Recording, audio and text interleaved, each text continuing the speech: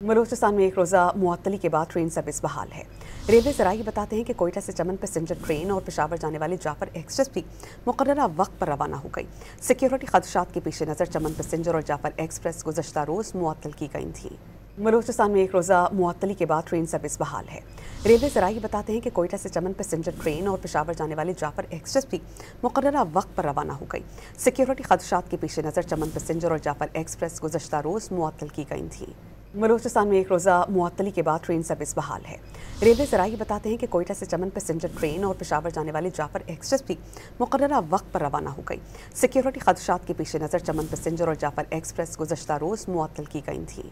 बलूचिस्तान में एक रोज़ा मुअत्तली के बाद ट्रेन सर्विस बहाल है।